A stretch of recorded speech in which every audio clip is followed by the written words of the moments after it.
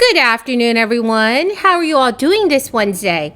Welcome back to my channel, and thank you so much for joining me here today. Here's your fourth stimulus check update and daily news report. The national eviction ban is over, but renters still cannot be forced out in many U.S. states. Vermont Senator Bernie Sanders is urging Democrats to pass a new spending bill. Also, this coming Friday, I will be giving away 2 Walmart gift cards. For more details on how to enter the giveaway, please make sure to watch until the end of this video. Senate Budget Committee Chairman Bernie Sanders took aim at business lobbyists, targeting a $3.5 trillion spending package being drafted by Democrats that would raise taxes on the wealthy to help cover costs for funding boosts in areas related to climate change, education, and other party-backed priorities. Bernie Sanders said this oligarchy and a corrupt political system are all about the rich, and the large corporations get richer, and their lobbyists do everything possible to protect their wealth and greed. Not this time. We must pass a reconciliation bill that works for all, not just a few.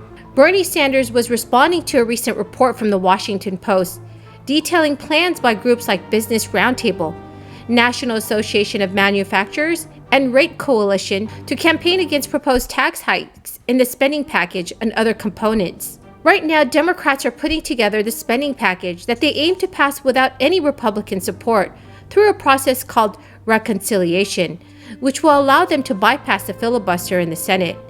While the legislation is still being drafted, Democratic leaders say it will unlock funding for healthcare expansions, universal pre-K, and tuition-free community college, as well as investments in areas like public housing and clean energy efforts. To offset the spending, Democrats say they plan to raise taxes on wealthy Americans and corporations. The spending plan has garnered significant backing from Sanders and other progressives, though the price tag and proposed tax hikes have raised concerns among moderates.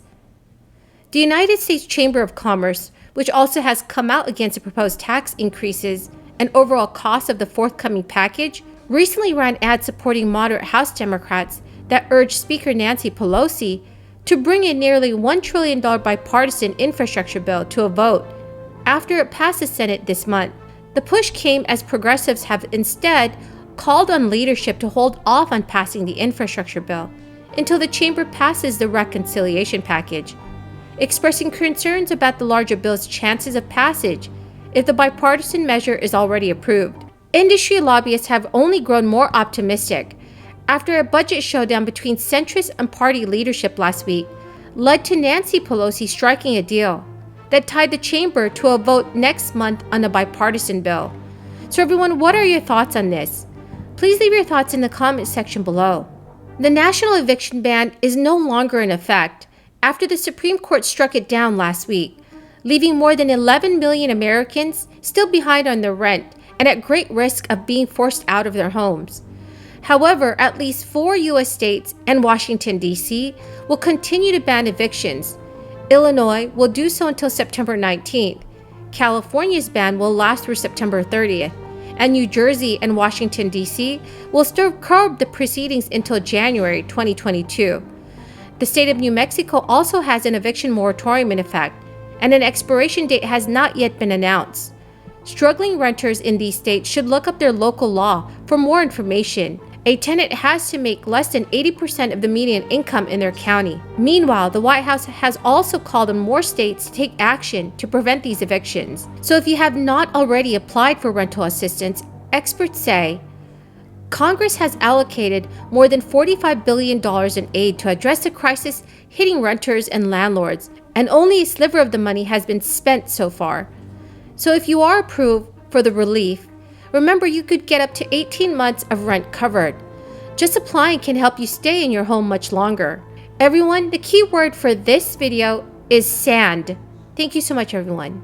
In at least 5 states, those who have put in an application but have not received the funding yet are entitled to some protection from an eviction. Those states are Washington, Oregon, Minnesota, New York, and Nevada.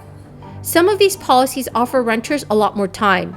Those with a pending application for federal rental assistance in the state of Minnesota cannot be evicted until June 2022. So everyone, that's the end of the video for this afternoon. I hope you found this information helpful today. Thank you so much for joining me here.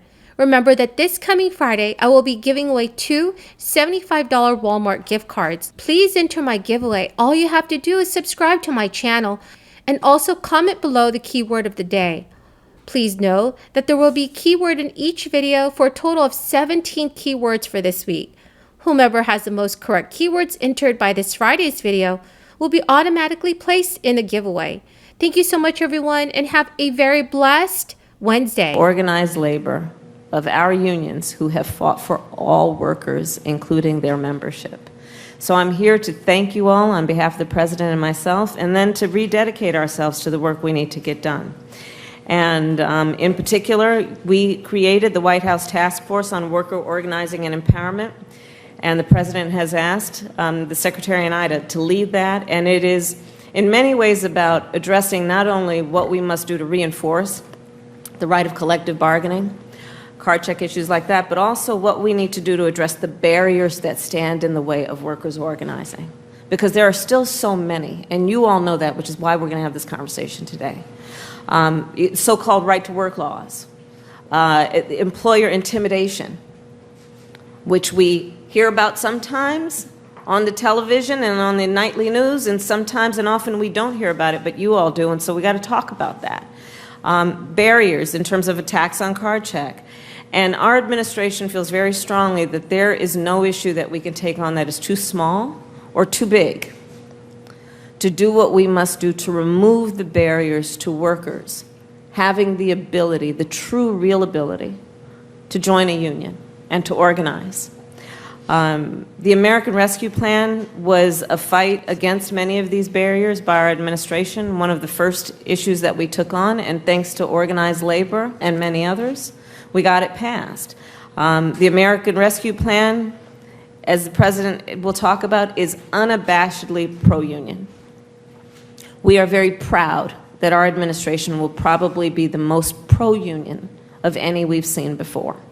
So in the American Rescue Plan, we put in $350 billion for states and cities and towns to help protect public sector jobs, which we remember have been under threat of at least reducing the numbers, if not getting rid of some of them altogether.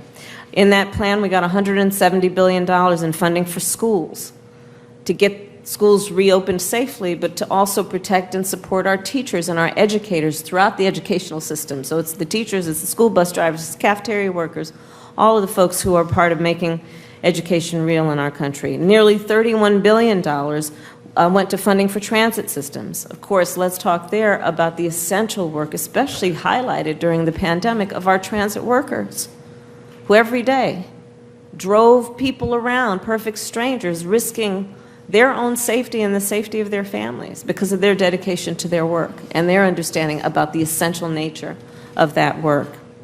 So none of this could have happened without unions, and I'm here to